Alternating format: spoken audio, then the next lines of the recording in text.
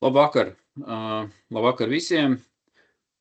Mēs esam Mārtiņš un Zane, un šovakar arī prezentēsim jums inovatīvu biznesa ideju par saules paneļiem, tieši gan koncentrējoties uz privātmājām. Šo visu mēs izstrādājām pamatā uz ChatGPT platformas, kas īstenībā sniedza ļoti unikālas atbildes un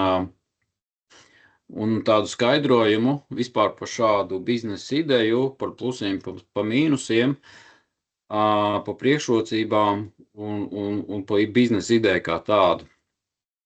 Vai, Zane, tev ir kaut kas komentējams? Jā, mēs izmantojām gan ChatGPT, mums abiem diviem ir maksas versija, līdz ar ko tad šis bija brīnišķīgs rīks, bet tieši tāpat kā kursa ietvaros gan mācījāmies par citiem un izmantojām vizualizācijai gan Gammu, gan Gemini mēģinājumu un arī no turienes pāris informāciju ieguvām. Diezgan visu. Varam uz nākamo slaidu droši pāriet. Jā, tā, es te kaut ko veiksmīgi mēs pārējām uz nākamo slaidu. Jā. Kas man īpaši patika, ko ChatGPT norādīja, kad izvēlējās mazliet savādāku pieeju, nevis vienkārši pārdot saules paneļus vai viņus uzstādīt, bet tieši vairāk kā pozicionēt kā tādu ikmēneša abonentu, ka tu vari šos te saules paneļus iegādāties, ka tu viņus vari uzturēt, un kad uzņēmums to visu arī nodrošina. Līdz to tā vien kā ideja jau ir unikāla, kā jau es minēju, ka ne tikai pārdot, bet arī to visu uzturēt un piedāvāt klientam pilnu servisu. Kā, Zani, tev šī ideja patika no ChatGPT puses? Man ļoti patika gan ideja, gan arī formulējums, un tad, manuprāt, ka tajā brīdī, kad tu iedod tādu labu promptu, tad tieši tas veids, kā tiek formulētas un ģenerētas idejas, ir iespējīgs. Jā, jā, ok, varam droši pāriet uz nākamo slaidu. Varbūt šeit es pieminēšu nedaudz tas, kas man šķita arī tāds labs ir tieši vizuāļiem, izmantojot Gamma vietni, tad gan tā krāsu salāgošana, gan mainīšana jau iegūtajai informācijai. Jā, tas vizuālais noformējums tiešām ir ļoti tāds patīkams. Un arī, ja tieši runājam par konkurentu atrašanu, tad tiešām ChatGPT tos konkurents izvēlējās viņus tiešām ļoti veiksmīgi, jo tie ir arī tie lielākie. No savas puses mazliet papētīja mazākos spēlētājus, un īstenībā, jā, ir ļoti forši redzēt, kad tas mākslīgais intelekts ir izvēlējies tieši tos lielākos, un tieši tos, kuri piedāvā šo te vislielāko klāstu ar saules paneļiem un risinājumiem. Līdz to tad, protams, to visu var lasīt, izpētīt un tad tos konkurentus analizēt tālāk. Tā kā tādā ziņā informācija arī ir ļoti kvalitatīva. Ok, pāriem uz nākamo. Jā, mūsu svots tieši tāpat arī šeit talkā nāca gan ChatGPT, gan, lai nedaudz salīdzinātu, tad vājiem pusēm un draudiem informāciju pielika arī no Gemini, tā ka, lai drusciņ plašāks skatījums uz šo visu.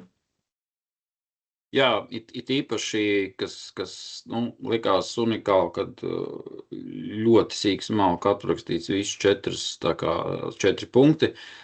Vienīgais, par ko es šajā visā varbūt nepiekristu un iespējams pamainītu vai precizētu promptu, tas ir saistībā ar pieaugušo pieprasījumu, jo pieaugušais pieprasījums īsti nav uz privātmājām. Tas ir uz uzņēmumiem, jā, tas tā ir, un privātmājām tīri otrādāk ir kritums.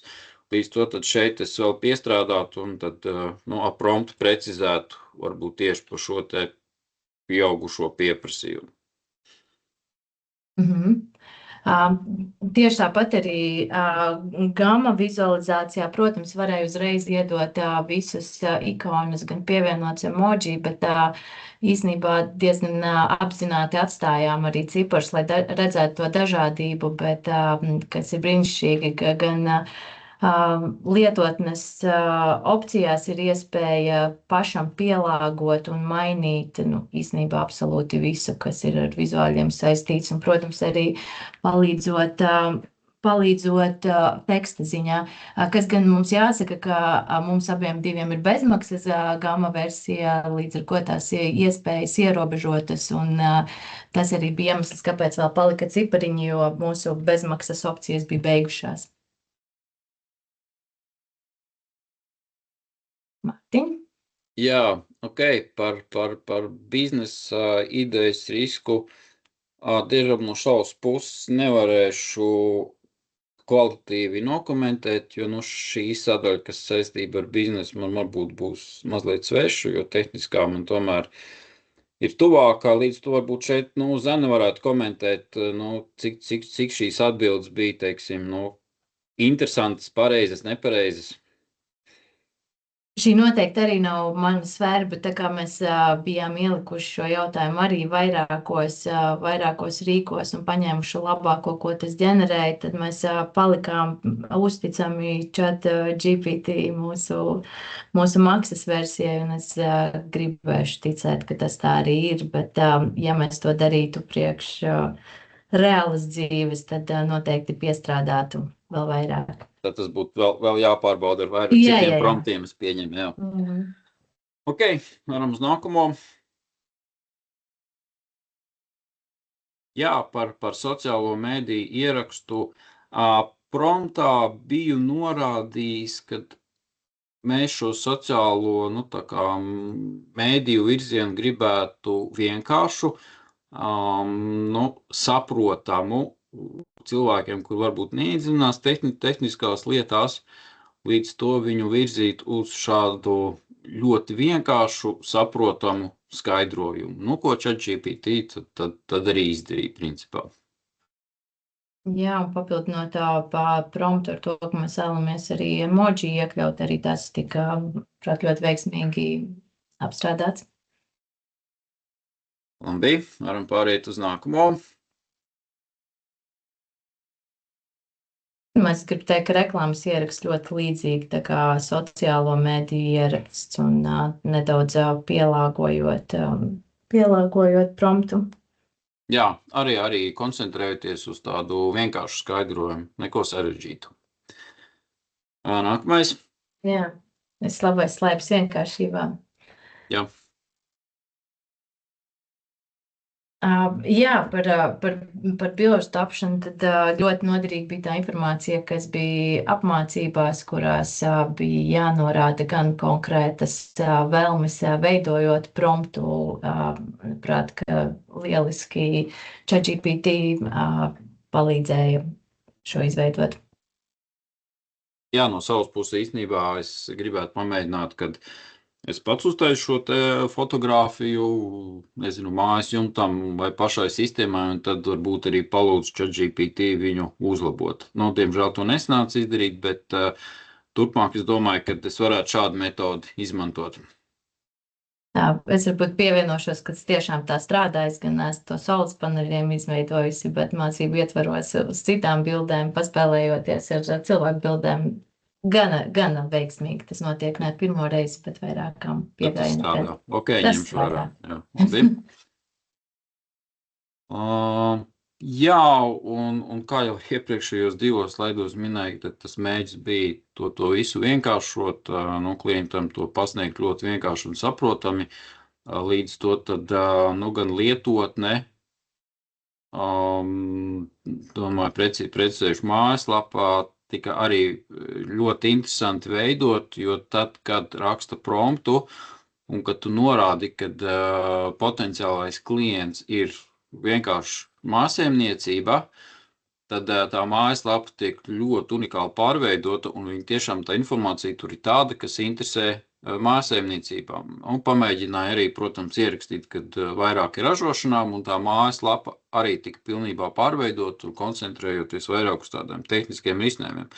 Tā kā tas tiešām ļoti iepriecē, jo tiešām tas nav tev pašam jādomā, kāda informācija tur ir jāliek. To visu jau izdara mākslīgais intelekts.